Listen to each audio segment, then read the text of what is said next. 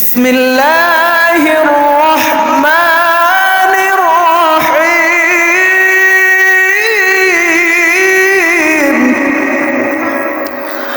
আলম তারা কাইফা ফাআলা রাব্বুকা বিআসহাবিল ফিল।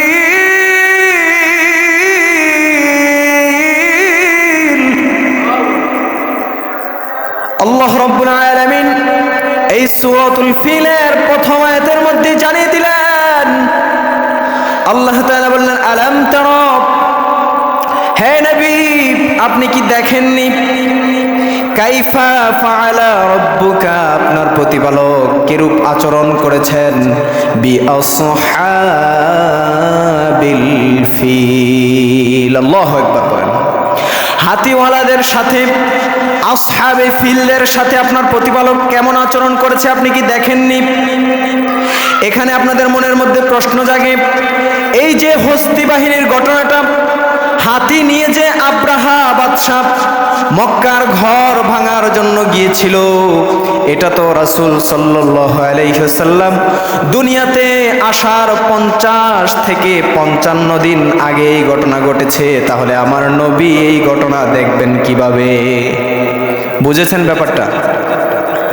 আমার নবী দুনিয়াতে আসার 50 থেকে 55 দিন আগে, তাফসির ইবনে কাসিরের মধ্যে লিখেন 50 দিন অথবা কতদিন, 55 দিন আগে এই ঘটনা ঘটেছে। আব্রাহা বাদশাহ, ইয়েমানের বাদশাহ ছিল। এই বাদশাহ মক্কার ঘর ভাঙার জন্য গিয়েছিল হাতি নিয়ে, হস্তি বাহিনী নিয়ে, হাতি নিয়ে বিভিন্ন ধরনের তার সৈন্যদেরকে নিয়ে মক্কা ভাঙার জন্য গিয়েছিল, কাবাঘর ভাঙার জন্য গিয়েছিল। কি ভাঙার জন্য গিয়েছিল? কাবাঘর ভাঙতে গিয়েছিল। তাহলে যে আল্লাহ তাআলা বললেন আলাম তারা, হে নবী আপনি কি দেখেননি?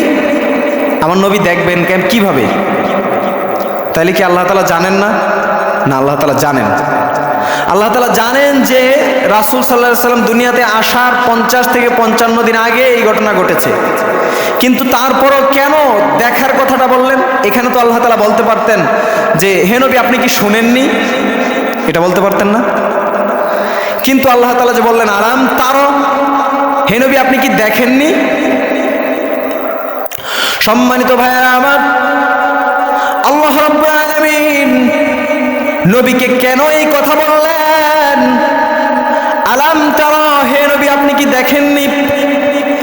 এই আয়াত থেকে, এই শব্দ থেকে মুফাসসিরিনে কেরাম অর্থ বের করেছেন এটাই, চোখের দেখা যেমন সত্য, নবী চোখ দিয়ে দেখলে যেমন সত্য হতো, আল্লাহ রাব্বুল আলামিন যেহেতু আয়াতের মাধ্যমে নবীকে জানাচ্ছেন এই ঘটনা, তাহলে চোখ দিয়ে দেখা যেমন সত্য, তার চেয়েও বেশি সত্য আল্লাহ রাব্বুল আলামিনের কথা।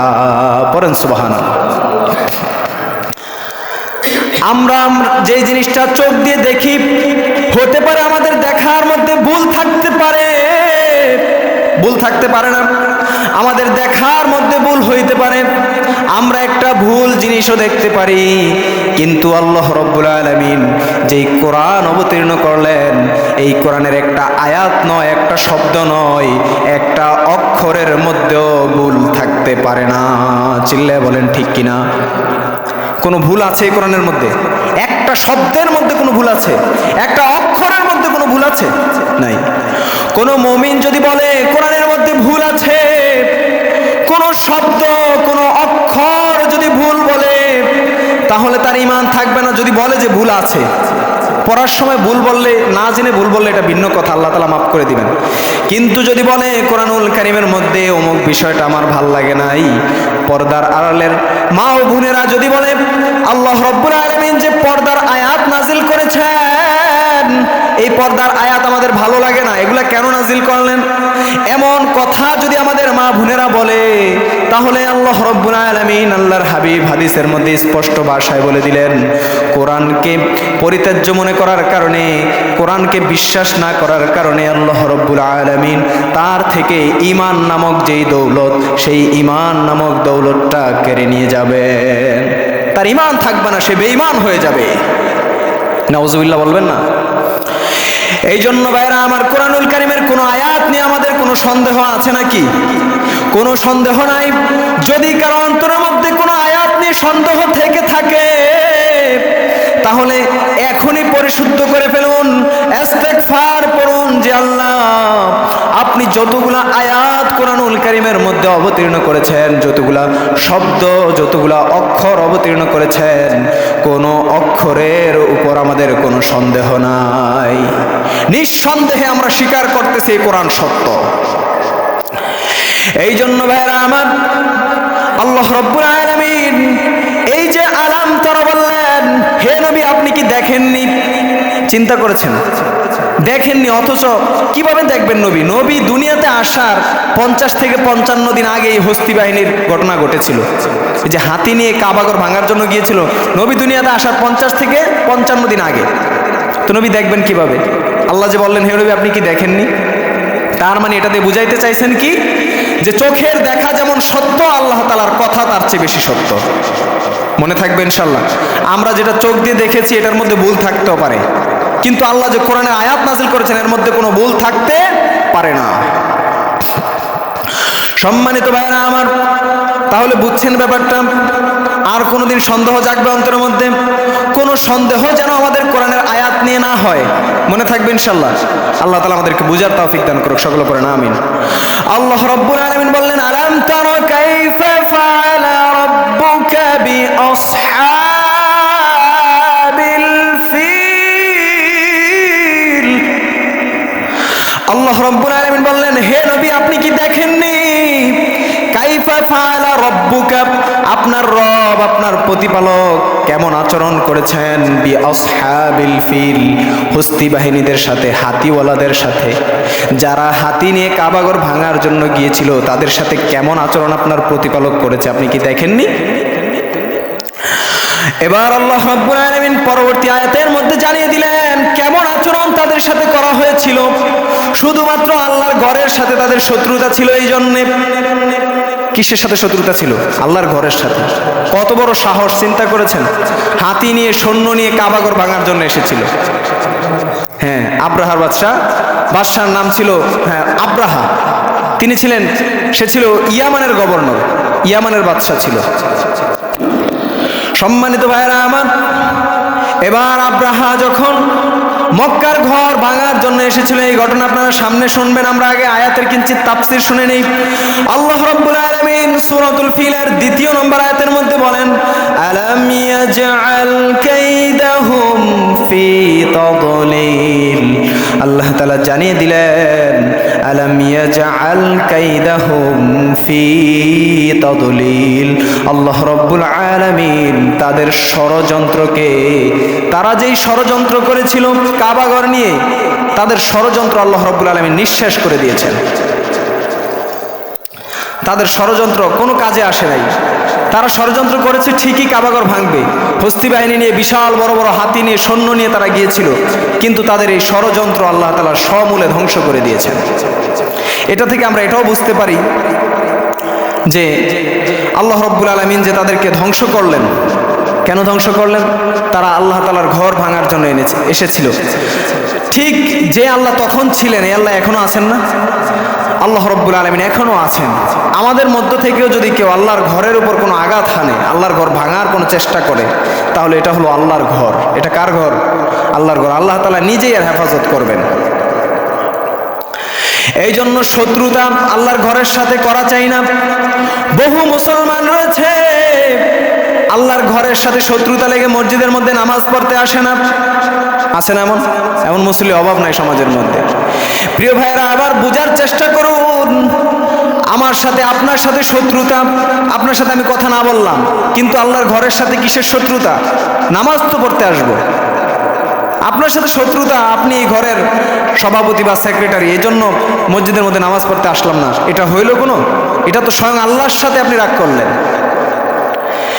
আমাদের সমাজের মধ্যে এমন কিছু মুসল্লি রয়েছে, একজনের সাথে আরেকজনের ঝগড়া হওয়ার কারণে মসজিদের মধ্যে নামাজ পড়তে আসে না। এই জন্য তাদের জন্য আজকের আলোচনা, তারা শুনে রাখো, আল্লাহ রাব্বুল আলামিনের ঘরের সাথে যারা শত্রুতা করেছে, পৃথিবীর শুরু থেকে আজ পর্যন্ত তারা অধপতিত হয়েছে, তাদের পতন হয়েছে। তারা কোনোভাবেই আল্লাহ রাব্বুল আলামিনের ঘরের সাথে শত্রুতা করে টিকে থাকতে পারে নাই। এবং কিয়ামত পর্যন্ত কেউ যদি আল্লাহ রাব্বুল আলামিনের ঘরের সাথে শত্রুতা করে টিকে থাকতে পারবে না। আল্লাহ রাব্বুল আলামিন বললেন, আলাম ইয়াজআল কাইদাহুম ফি তাদলিল, কিভাবে তাদের ষড়যন্ত্রকে আল্লাহ রাব্বুল আলামিন নিঃশেষ করে দিলেন। তারা কি ষড়যন্ত্র করেছে আমাদের শোনার দরকার আছে না নাই? শোনার দরকার আছে। তাহলে এবার শোনেন, কাইদাহুম এটার তাফসীর আমি আপনাদেরকে শোনাচ্ছি। শুধু কাইদাহুম এই শব্দটার, তারা যে ষড়যন্ত্র করলো, কি ষড়যন্ত্র করলো? আল্লাহ রাব্বুল আলামিন এই যে কায়দাহুম ষড়যন্ত্রের কথা তাফসীরের কিতাবের মধ্যে যেভাবে এসেছে আমি আপনাদেরকে ওইভাবে শোনাচ্ছি। আল্লামা ইবনে কাসির রহমতুল্লাহ আলাইহি একটা তাফসীরের কিতাব লিখেছেন। তাফসীরের কিতাবের নামও হলো ইবনে কাসির। ইবনে কাসির তাফসীরের কিতাবের নাম। এটা খুবই গ্রহণযোগ্য একটা তাফসীরের কিতাব। এই তাফসীরের কিতাবের মধ্যে এসেছে এই ঘটনাটি খুবই আশ্চর্যজনক একটি ঘটনা। আমরা মুসলিম হিসেবে আমাদের এই ঘটনা জানার দরকার আছে। আব্রাহা নামক এক বাদশা ছিল। এই বাদশা ছিল ইয়েমানের বাদশা। কোথাকার বাদশা? ইয়ামানের বাদশা। ইয়ামান তো অনেক বড় একটা দেশ ছিল। এই দেশের বাদশা ছিল 2 থেকে 3 জন। তৎকালীন সময়ের মধ্যে আরো একটা বাদশা ছিল, যে বাদশা ছিল সবচেয়ে বড় বাদশা। ওই বাদশার নাম হলো বাদশা নাজ্জাশী। কি বাদশা? নাজ্জাশী। নামগুলা মনে রাখবেন, তাহলে আপনারাও আপনাদের সন্তানদেরকে এই ইতিহাস শোনাইতে পারবেন, এই তাফসীর শোনাইতে পারবেন। সম্মানিত ভাইরা আমার, ওই নাজ্জাশী বাদশা অনেক বড় বাদশা ছিল। এই যে বাদশা আব্রাহা নাজ্জাশী বাদশাকে খুশি করানোর জন্য কাবাগর থেকেও অধিক সুন্দরভাবে অধিক উঁচু একটা গির্জা নির্মাণ করলো, শুধুমাত্র সেই নাজ্জাশী বাদশাকে খুশি করানোর উদ্দেশ্যে। কি করানোর উদ্দেশ্যে? খুশি করানোর উদ্দেশ্যে। আমাদের নেতা ফেতারা অনেক কিছু করে না, যে উপরের লোকদেরকে খুশি করানোর জন্য, যেন আরেকটা ভালো পদ পায়, ভালো পদ পাওয়ার জন্য। ওই বাদশা আব্রাহা ভালো একটা পদ পাওয়ার জন্য, নাজ্জাশীকে খুশি করানোর জন্য কাবাগর থেকেও সুন্দর একটা গির্জা, একটা উঁচু গির্জা নির্মাণ করলেন। নাউজুবিল্লাহ। সম্মানিত ভাইরা আমার, আমি আপনাদেরকে শুধুমাত্র কাইদাহুম এই শব্দের তাফসীর ব্যাখ্যা শোনাইতেছি। তারা যে ষড়যন্ত্র করলো, কি ষড়যন্ত্র? তাফসীর ইবনে কাসিরের মধ্যে লিখেন, ওই আব্রাহা একটা বড় পদ পাওয়ার জন্য, নাজ্জাশীকে খুশি করানোর জন্য একটা অনেক বড় বিশাল একটা গির্জা নির্মাণ করলো। ওই গির্জাটা নির্মাণ করে নাজ্জাশীকে এসে পত্র লিখলো যে আজ থেকে মক্কার মধ্যে যেই কাবাটা রয়েছে, দুনিয়ার মানুষ যেই কাবাঘরকে তাওয়াফ করে, যেই কাবাঘরের মধ্যে সে আল্লাহ রাব্বুল আলামিনকে স্মরণ করে, তখন কিন্তু অনেক মানুষ ছিল যারা ইব্রাহিম আলাইহিস সালামের ধর্ম অনুসরণ করত, ইব্রাহিম আলাইহিস সালামকে নবী রূপে জানতো, কিন্তু পাশাপাশি মূর্তির ইবাদত করত। কিসের ইবাদত করত? মূর্তির ইবাদত করত, মূর্তির পূজা করত। তখনও কিন্তু কাবাঘরের মধ্যে অনেকগুলা মূর্তি ছিল। আব্দুল মুত্তালিবের দায়িত্বেই, রাসূল সাল্লাল্লাহু আলাইহি ওয়াসাল্লামের দাদার দায়িত্বে অনেকগুলা মূর্তি কাবাঘরের ভিতরে ছিল। কিন্তু মূর্তিরও উপাসনা করত, আবার ইব্রাহিম আলাইহিস সালামকে নবী রূপেও তারা জানতো এবং আল্লাহকেও বিশ্বাস করত। সব মিলে জিলে আর কি। এবার ভাইয়ারা আমার, মক্কার লোকেরা মূর্তির পূজাও করতো, আবার আল্লাহকেও চিনতো, আল্লাহকেও ডাক দিত। এবার যখন আব্রাহা এই কথা ঘোষণা করে দিল সমস্ত বিশ্বের মধ্যে যে নাজ্জাশী বাদশার নামে যেই গির্জাটা বানানো হয়েছে ইয়ামানের মধ্যে, ওই গির্জার মধ্যে আজ থেকে ইবাদত হবে, আর মক্কার মধ্যে কেউ হজ করতে পারবে না। নাউজুবিল্লাহ। মক্কার মধ্যে কেউ গিয়ে হজ করতে পারবে না, মক্কা কেউ তাওয়াফ করতে পারবে না। এই যে ষড়যন্ত্র করলো, কাইদাহুম এটার তাফসীর, যে তারা যে ষড়যন্ত্র করলো, কি ষড়যন্ত্র সামনে আসতেছে বিস্তারিত আলোচনা। আল্লাহ রাব্বুল আলামিন কোরআনুল কারীমের মধ্যে জানিয়ে দিলেন তারা যে ষড়যন্ত্র করলো, কেমন ষড়যন্ত্র। ওই নাজ্জাশীর নামে যে গির্জাটা বানানো হয়েছে, তাফসীরের কিতাবের মধ্যে এসেছে এই গির্জাটা এত উঁচু ছিল, কেউ যদি টুপি মাথায় দিয়ে অথবা কোনো ক্যাপ মাথায় দিয়ে ওই গির্জার মাথার দিকে তাকাইতো, পিছন দিয়ে টুপি পইরা যেত, পিছন দিয়ে টুপি খুইলা যেত। এত উঁচা, এইভাবে তাকাইতে হতো, এত উঁচা গির্জা বানিয়েছে। এবার ভাইরা আমার, এই গির্জাটা সুন্দরভাবে বানানোর পর সারা বিশ্বের মধ্যে যখন ঘোষণা করে দেওয়া হলো আজ বন্ধ, কেউ কাবা ঘরের মধ্যে তওয়াফ করতে পারবে না, কাবা ঘরের মধ্যে সেজদা দিতে পারবে না। দুনিয়ার সব মানুষ এই গির্জার মধ্যে সেই গির্জাকে সেজদা দিতে হবে, এই গির্জা তওয়াফ করতে হবে। নাউজুবিল্লাহ পড়েন। আল্লাহ রাব্বুল আলামিন সবকিছু দেখতেছেন না? সব দেখতেছে। এবার ওই কুরাইশদের মধ্য থেকে মক্কার কয়েকজন লোক এটা সহ্য করতে পারলো না।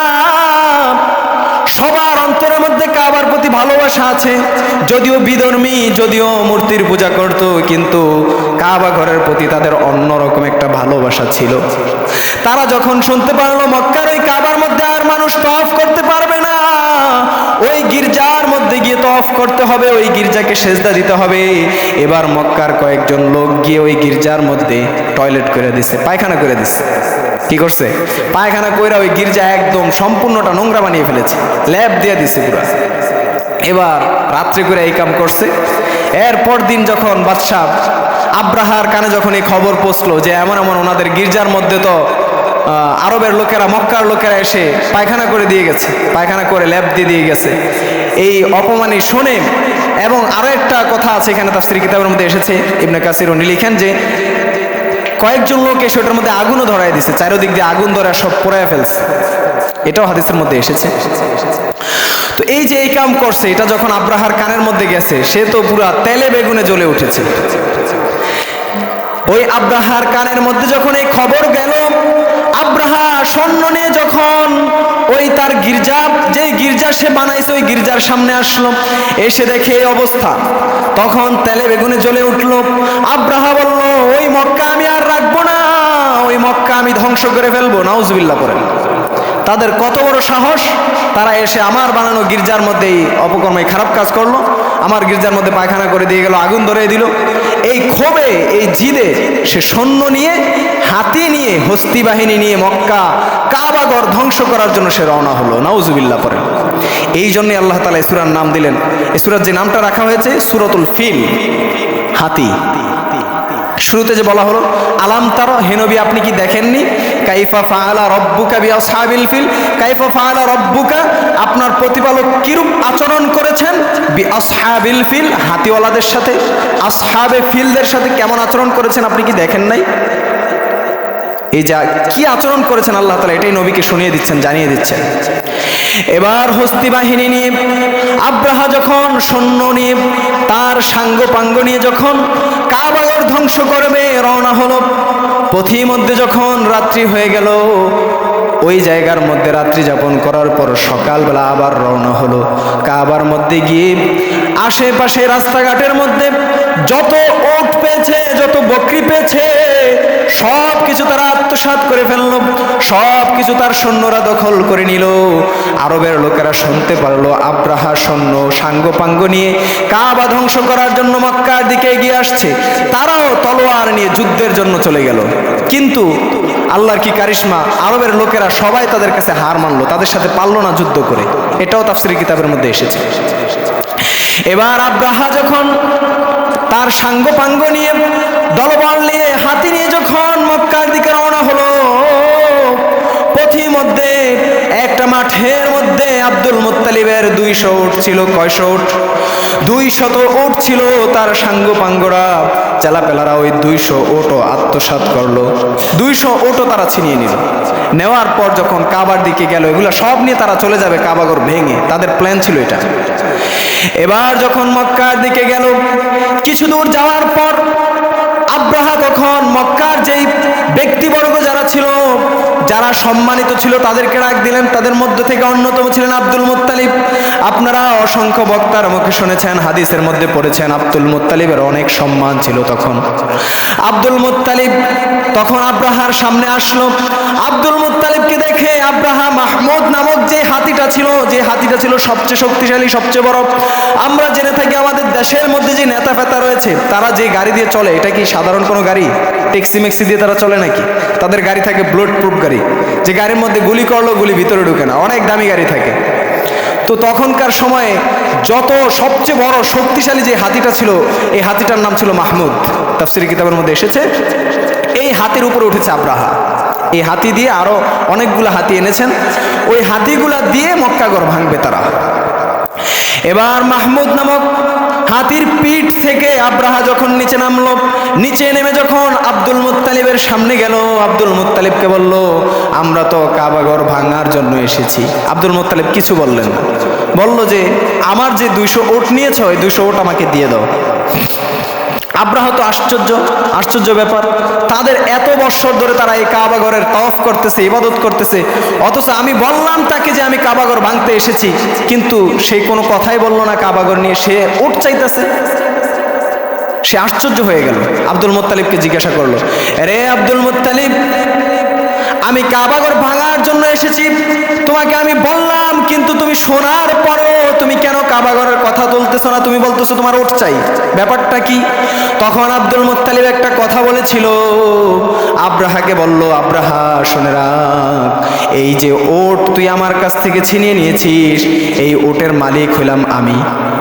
এই 200টা উট তুই আমার কাছ থেকে ছিনিয়ে নিয়েছিস, তোর সাঙ্গপাঙ্গরা নিয়েছে, আমি উটের মালিক, আমি উট নেওয়ার জন্য এসেছি। কিন্তু ওই যে কাবাঘর ভাঙার জন্য যাইতেছিস, শুনে রাখ, ওই কাবাঘরের মালিক আমি আব্দুল মুত্তালিব না, ওই কাবাঘরের একটা মালিক আছে, যেই মালিক হলেন আল্লাহ। শুনে রাখ, ওই কাবাঘরের যেই মালিক, ওই মালিকই কাবাঘর রক্ষা করবে। সুবহানাল্লাহ, ওই মালিকই কাবাঘর রক্ষা করবে। আমি আব্দুল মুত্তালিব ওটের মালিক, ওট নেওয়ার জন্য আসছি, কিন্তু ওই কাবাঘরের যে মালিক, ওই মালিকই তার ঘরকে রক্ষা করবে, ওটার দায়িত্ব আমার না। সুবহানাল্লাহ। এবার আব্দুল মুত্তালিবের কথা শুনে আব্রাহা আরো বেশি ক্ষিপ্ত হয়ে গেলেন, যে কোন সেই মালিক, কে রক্ষা করবে, দেখা যাবে আজকে আমার হাত থেকে কাবাঘরকে কে রক্ষা করে। ওই আব্রাহা যখন মাহমুদ নামক হাতির পিঠের উপর উঠলো, হাতিকে যখন বলল সামনে যাওয়ার জন্য, হাতির সাথে সাথে তার হাঁটুগুলা গেড়ে সামনের দিকে বসে গেছে। সুবহানাল্লাহ। এই হাতিকে যে মালিক সৃষ্টি করছে, সে মালিকের নাম কি? আল্লাহ। এখন হাতি যদিও আমাদের অনুগত, এই গরুগুলা যে দেখি এত মারেন, এত মারধর করেন, কিন্তু কোনো কিছু করে না। আল্লাহ তাআলা তাদেরকে বলে দিয়েছে মানুষের আনুগত্য হওয়ার জন্য, মানুষ যেভাবে চলতে বলে ওইভাবে চলার জন্য, এজন্য তারা আমাদের কোনো ক্ষতি করে না। একটা গরু যদি একটা মানুষের সাথে লাগে, গরুর সাথে পারবেন? 10-12টা মানুষ মিলেও তো একটা গরুর সাথে পারবে না। তো এই যে আল্লাহ তাআলা প্রাণীগুলাকে আমাদের অনুগত্য বানিয়ে দিয়েছেন, আল্লাহ তাআলা যে বললেন যে আমি শুধুমাত্র মানুষকে আমার ইবাদতের জন্য সৃষ্টি করেছি, আর যত মাখলুক দুনিয়াতে আছে সব মাখলুককে আমার ইবাদতের জন্য সৃষ্টি করেছি, যত মানুষ আমি সৃষ্টি করেছি সব মানুষকে আমার ইবাদতের জন্য সৃষ্টি করেছি, এবং যত মাখলুক সৃষ্টি করেছি সব মাখলুক মানুষের ইবাদত করবে। আপনারা দেখে থাকেন বিশাল বড় বড় প্রাণী আমাদের খেদমতের মধ্যে আছে না? আমরা এত মারধর করতেছি, কিন্তু তারপরও তারা আমাদের পোষ মেনে রয়েছে। এই যে হাতিগুলা, সবার পোষমানা হাতি, যেভাবে চলতে বলতেছে ওইভাবেই চলতেছে, কিন্তু যখন আল্লাহ রাব্বুল আলামিনের বিরুদ্ধে যাওয়ার কথা বলেছে, হাতি সাথে সাথে তার সামনের 2 পা গেড়ে সামনে বসে গিয়েছে। সুবহানাল্লাহ। এবার হাতি আর সামনে যাবে না, হাতিকে অনেক মারধর করা হলো, তারপরও হাতি সামনে যায় না। আশ্চর্যের ঘটনা হলো, এই মাহমুদ নামক হাতিটাকে যখন দক্ষিণ দিকে তার মুখ করা হয়, সাথে সাথে দাঁড়িয়ে দক্ষিণ দিকে হাঁটা শুরু করে। যখন উত্তর দিকে তার মুখ করা হয়, উত্তর দিকে হাঁটা শুরু করে। পূর্ব দিকে মুখ করা শুরু করলে পূর্ব দিকে হাঁটা শুরু করে দেয়। যখন তার মুখ ঘুরিয়ে পশ্চিম দিকে দেওয়া হয়, কাবাঘরের দিকে যখন দেওয়া হয়, সাথে সাথে আবার হাঁটু গেড়ে বসে যায়। সুবহানাল্লাহ। তার ইচ্ছা নাই যে আল্লাহকে কষ্ট দিবে, আল্লাহর ঘর ভাঙবে। প্রাণী দিয়ে কখনো আল্লাহর বিরোধিতা, কোনো খারাপ কাজ করানো যাবে? কখনোই পারবেন না। কারণ প্রাণী যদিও আপনার অনুগত, কিন্তু আল্লাহ তাআলার, সে চিনে তার মালিককে, সে কখনোই আল্লাহ তাআলার অবাধ্য হবে না। এবার হাতি সামনে যায় না, তার সাঙ্গপাঙ্গরা হাতি থেকে নেমে যখন সামনের দিকে অগ্রসর হলো কাবাঘর ভাঙার জন্য, তখনই আল্লাহ রাব্বুল আলামিন তাদের মোকাবেলা করার জন্য সৈন্য পাঠিয়ে দিলেন। আপনারা আশ্চর্য হবেন, সেই সৈন্যর নাম কি জানেন আপনারা? আবাবিল পাখি সৈন্য পাঠাইলেন। আশ্চর্যের কথা না? এত ছোট ছোট পাখি পাঠাইলেন তাদের মোকাবেলা করার জন্য। এটাই আল্লাহ তাআলা সূরা ফিলের মধ্যে বলছেন, আপনারা কোরআন থেকে শুনুন। আল্লাহ রাব্বুল আলামিন সূরাতুল ফিলের 3 নম্বর আয়াতের মধ্যে জানিয়ে দিলেন, ওয়া আরসালা আলাইহিম তায়রান আবাবিল। সুবহানাল্লাহ। এই যে আবাবিল, আমরা শুনি যেটা আবাবিল পাখি, কিন্তু আবাবিল শব্দের অর্থ অন্য আরেকটা। আবাবিল শব্দের অর্থ হলো এক ঝাঁক, আর তয়রুন শব্দের অর্থ হলো পাখি। তো তয়রন আবাবিল, আল্লাহ তাআলা এক ঝাঁক পাখি পাঠিয়ে দিলেন। তো ওইটা থেকে মুফাসসিরিন কেরাম এটার অর্থ নিয়েছেন যে পাখির নামও আবাবিলই হবে, যেহেতু এক ঝাঁক পাঠিয়েছেন, অনেকে এই পাখির নামই দিয়ে দিয়েছেন আবাবিল পাখি। মূলত এখানে আল্লাহ তাআলা বলেছেন যে তয়রন আবাবিল, এক ঝাঁক পাখি আল্লাহ তাআলা কাবাগরকে হেফাজত করার জন্য এক ঝাঁক পাখি আল্লাহ তাআলা সৈন্য হিসাবে পাঠিয়ে দিলেন। আল্লাহ রাব্বুল আলামিন এটাই কোরআনের মধ্যে বললেন, ওয়া আরসালা আলাইহিম তায়রান আবাবিল। আল্লাহ রাব্বুল আলামিন আবাবিল নামক যে পাখিগুলোকে পাঠাইলেন, তাফসীর ইবনে কাসিরের মধ্যে আসে এই পাখিগুলো হলো কবুতর থেকে ছোট ছোট পাখি, চড়ুই পাখি থেকে একটু বড় হবে। প্রত্যেকটা পাখির সাথে 3টা করে কঙ্কর, 3টা করে পাথর আল্লাহ রাব্বুল আলামিন দিলেন, ছোট ছোট পাথরের কণা, ছোট ছোট। তার পরবর্তী আয়াতের মধ্যে আল্লাহ তাআলা জানিয়ে দিলেন, তারমিহিম বিহিজারাতিম মিন সিজ্জিল। আল্লাহ রাব্বুল আলামিন এই আয়াতের মধ্যে বলে দিলেন আল্লাহ তাআলা যে পাখিগুলোকে পাঠাইলেন, তারমিহিম আল্লাহ তাআলা যে অবতীর্ণ করলেন, বিহিজারাতিম মিন সিজ্জিল, ছোট ছোট কঙ্কর তাদের পায়ের মধ্যে আল্লাহ রাব্বুল আলামিন দিয়ে দিলেন। সুবহানাল্লাহ। এই কঙ্করের পাওয়ার কেমন ছিল জানেন? তাফসীর ইবনে কাসিরের মধ্যে এসেছে, আল্লামা ইবনে কাসির রাহমাতুল্লাহ আলাইহি বর্ণনা করেন যে কঙ্করগুলোর পাওয়ার এমন ছিল, ওটা তো তাফসীরের ঘটনার কথা বলতেছি, কিন্তু তার পরবর্তী আয়াতের মধ্যে আল্লাহ তাআলা বললেন যে কঙ্করের পাওয়ার কেমন হবে এটা একটু পরে বলতেছি। তিনি বলেন যে কঙ্করগুলার এত পাওয়ার ছিল, এই পাখিগুলো যখন সই করে তার মাথার উপরে ফালাইতো, ওই আব্রাহা বাহিনীর মাথার মধ্যে যখন ফালাইছে, তাফসীরের কিতাবের মধ্যে এসেছে সে দ্বিখণ্ডিত হয়ে মাটিতে পড়ে গেছে, একদম ডাইরেক্ট 2 খণ্ড হয়ে গেছে, মাথার উপরে পড়ছে, দ্বিখণ্ডিত হয়ে গেছে, ফেরে 2 টুকরা হয়ে গেছে। এমন পাওয়ার ছিল এক একটা পাথরের পাখির। সম্মানিত ভাইরা আমার, মনে হয় বানানো কোনো ঘটনা বলতেছি। আপনারা এই তাফসীর খুলে সূরাতুল ফিলের তাফসীর, অধিকাংশদের এই সূরা মুখস্থ। এবার আল্লাহ রাব্বুল আলামিন এই যে পাথর দিয়ে আবাবিল পাখিকে পাঠাইলেন, কেন পাঠাইলেন? আল্লাহ তাআলা তার ঘরকে হেফাজত করবেন। আব্দুল মুত্তালিব কিন্তু বলেছিল আব্রাহাকে, ওটের মালিক আমি ওট নেওয়ার জন্য এসেছি, কিন্তু কাবাগরের মালিক তো আমি না, এই কাবাগরের যে মালিক রয়েছে তিনি কাবাগরকে রক্ষা করবেন, এই কথা বলেছিল না? শুনেছেন আপনারা একটু আগে। তো এই যে আল্লাহ তাআলা কিভাবে কাবাগরকে রক্ষা করতেছে, এটা শুধু কাবাগর না, এই মসজিদ কার ঘর? আল্লাহর ঘর না? যতগুলা মসজিদ আমরা দুনিয়ার মধ্যে দেখি, সব মসজিদগুলো আল্লাহ তাআলার ঘর। ঠিক কিয়ামত পর্যন্ত কোনো দুশমন, কোনো নাস্তিক যদি মসজিদের বিরোধিতা করে, মসজিদ ভাঙার জন্য আসে, মসজিদের সাথে শত্রুতা করে, তাহলে শুনে রাখেন সে মসজিদের সাথে শত্রুতা করলো না, সে বরং স্বয়ং আল্লাহ রাব্বুল আলামিনের সাথে শত্রুতা করলো। এবার আপনারা ডিসাইড করেন যে আপনারা কি মসজিদের সাথে শত্রুতা করবেন, আল্লাহর সাথে শত্রুতা করবেন? আপনারা, আল্লাহ মাফ করুন আমাদেরকে, শত্রুতা করে টিকে থাকতে পারবেন না। দুনিয়ার সৃষ্টির শুরু থেকে নিয়ে যারা যারা আল্লাহর ঘরের সাথে শত্রুতা করেছে, মসজিদের সাথে, কাবার সাথে যারা যারা শত্রুতা করেছে, আল্লাহ তাআলা সমূলে তাদেরকে ধ্বংস করে দিয়েছে।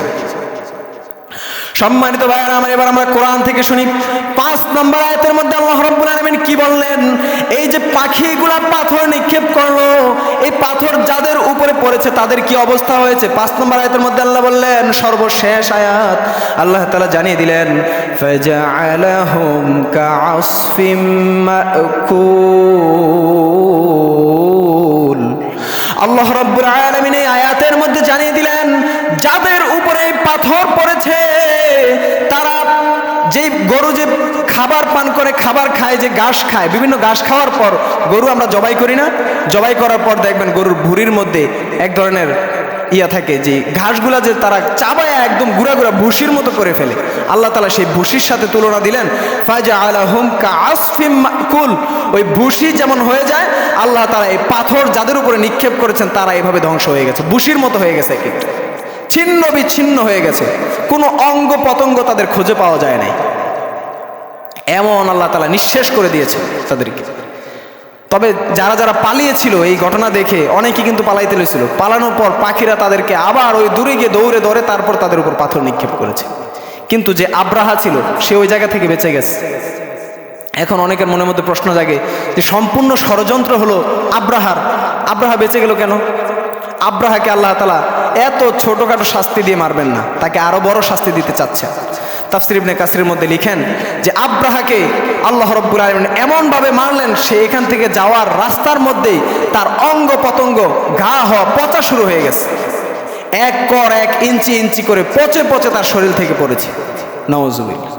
এই শাস্তি আল্লাহ তাআলা তাকে দিয়ে তারপর দুনিয়া থেকে বিদায় করেছে। তাহলে আমরা এই ঘটনা থেকে, তাফসীর থেকে এটাই বুঝতে পারলাম যে কিয়ামত পর্যন্ত, দুনিয়ার সৃষ্টির শুরু থেকে কিয়ামত পর্যন্ত যারা যারা আল্লাহর ঘরের সাথে শত্রুতা করবে, যারা মসজিদ ভাঙার জন্য আসবে, তাদেরকে আল্লাহ তাআলা এভাবে সমূলে ধ্বংস করে দিবেন।